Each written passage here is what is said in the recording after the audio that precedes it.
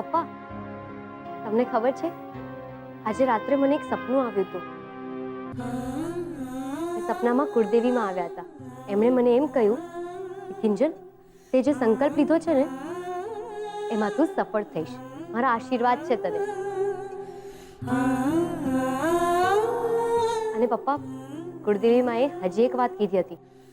એમ કહ્યું હતું કે તારા પપ્પાને જઈને કહેજે ચા જો ગરમા ગરમ પીવે ને તો જ એનો સ્વાદ આવે.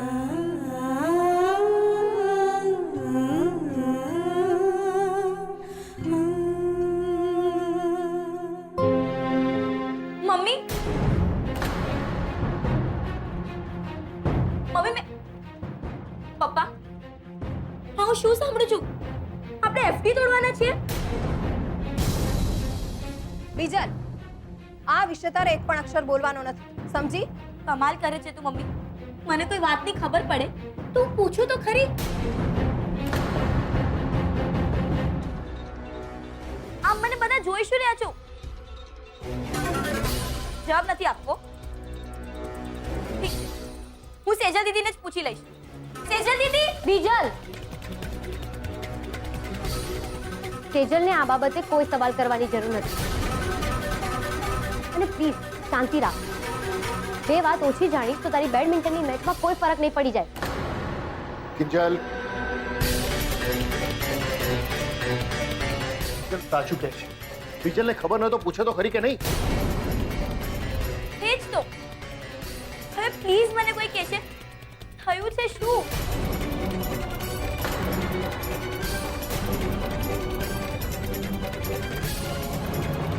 અરે મારા વેવાય છે તો શું થયું?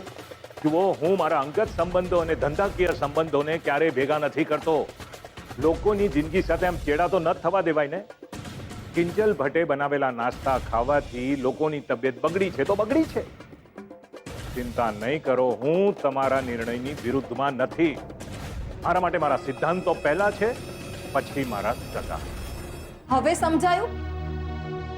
માસુકભાઈને મન આપણી પરિસ્થિતિ કરતા એમના સગાઓની પહેરામણી વધુ મહત્વની છે.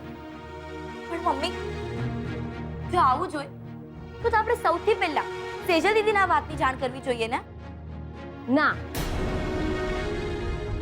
કારણ કે આ લિસ્ટ બળતામાં ઘી ઉમેરવાનું કામ કરશે અને અમે એ નથી ઈચ્છતા.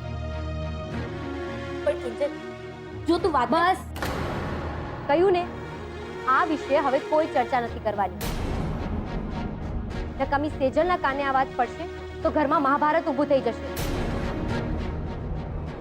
કોઈ મહાભારત ઊભું નહીં થાય. તને ખબર છે, ગઈકાલ રાતે સેજલ દીદી ઉપરવાળા રૂમમાં સૂતા હતા અને એ પણ એકલા. અને મેં એમને જ્યારે પૂછ્યું કે શું થયું છે તો મને જવાબ આપ્યા વગર દરવાજો બંધ કરી દીધો. જો એના લગ્ન થવાના છે ને, તો બની શકે એને સ્પેસ જોઈતી હોય. ના, મને એવું લાગે છે કે એમને કોઈ વાતની ચિંતા છે.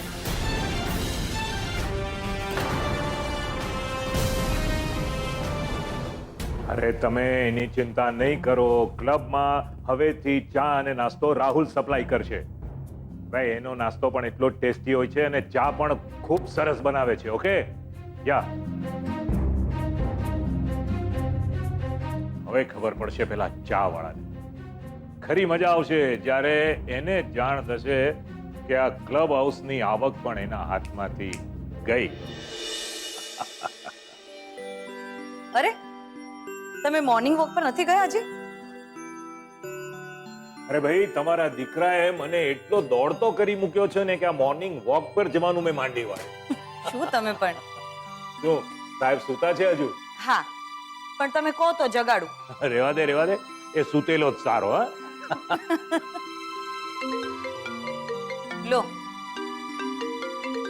આ ફોન પણ અહીંયા ભૂલી ગયો છે. આપી આવું. રેવા દે, મને આપ.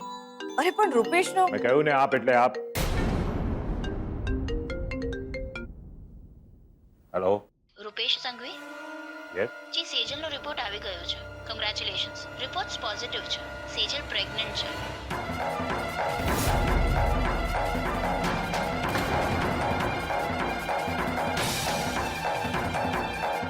શું થયું? કોનો ફોન હતો? મેં આમ ફોન કેમ ફેંકી દીધો? હવે તો આ લગ્ન નહીં થવા દઉં એટલે નહીં થવા દઉં. અરે સાંભળો તો ખરા, મારી વાત તો સાંભળો. મમ્મી તેજલ ટેરેસ પર પણ નથી. ત્યાં પણ નથી તો આ છોકરી ગઈ ક્યાં? મમ્મી મમ્મી હું આજુબાજુ બધે જોઈ આવી. તેજલ દીદી ક્યાંય નથી. કદાચ રૂપેશ કુમારને મળવા તો નહીં ગઈ હોય. બધે ગોતી વળ્યો સેજલને. ક્યાંય દેખાય નહીં મને. હે ભગવાન, ક્યાં ગઈ હશે હવે? એનો ફોન પણ અહીંયા ભૂલીને ગઈ છે. જોયું, હું નહોતી કહેતી તમને બધાને. તેજલ દીદી નક્કી કોઈ ચિંતામાં હતા. બીજલ, અત્યારે આ બધી ચર્ચા કરવાનો કોઈ સમય નથી. પહેલા એ તો ખબર પડે કે સેજલ ગઈ છે ક્યાં. સેજલ,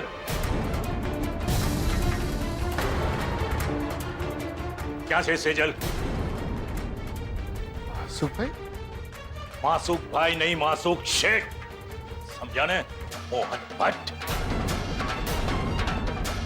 સેજલ, સેજલ બહાર આવ, મારે તારી સાથે વાત કરવી છે. સેજલ, પણ થયું છે શું એ તો કહો.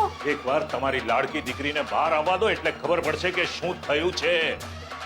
સંસ્કારને નામે આવા બધા ધતિંગો અહીંયા હું નહીં ચાલવાઈ લઉં, સમજ્યા ને? પણ અંકલ, સેજલ દીદી ઘરે છે જ નહીં. વાહ, શું પ્લાન બનાવ્યો છે? ગુરુ ગુરુ માનું છું તમને, મોહન ભટ્ટ મારા ગુરુ માનું છું. શું પ્લાન બનાવ્યો છે? રાતો રાત દીકરીને ઘરની બહાર ભગાડી મૂકી. સુખભાઈ, અમે સેજલને શું કામ બગાડીએ? ઓ ભોળા બનવાના પ્રયત્ન ના કરો મોહન ભટ્ટ. તમે શું મને મૂર્ખ સમજો છો? અરે બધું બરાબર સમજુ છું. ગઈકાલે પેલું પેરામણીનું લિસ્ટ મેં તમને પકડાવ્યું ને હાથમાં. એ વાંચીને તમને થયું હશે કે આ માસુક સંઘવીએ તો બરાબરની ચોટલી પકડી લીધી છે. હાથમાંથી ગયો, આટલો મોટો બકરો હાથમાંથી ગયો એટલે આખી રાત બેસીને તમે તમારું મગજ દોડાવ્યું અને સવાર પડતા પહેલા તો દીકરીને ઘરની બહાર ભગાડી મૂકી.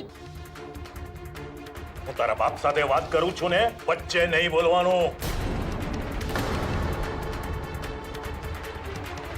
મેં હતું કે ભલે ને એક ચાની મામૂલી દુકાન ચલાવે છે પણ માણસ તો સંસ્કારી હશે. દેખાય છે, બરાબરના સંસ્કાર દેખાય છે. અરે મારા જ ઘરમાં રહીને મારી સામે નાટક. તમારી દીકરી સાથે તમે જે ગોરખ ધંધા ચલાવો છો ને એ હું જરા પણ નહીં ચલાવી લઉં, કોઈ કાળે નહીં ચલાવી લઉં. બસ કરો.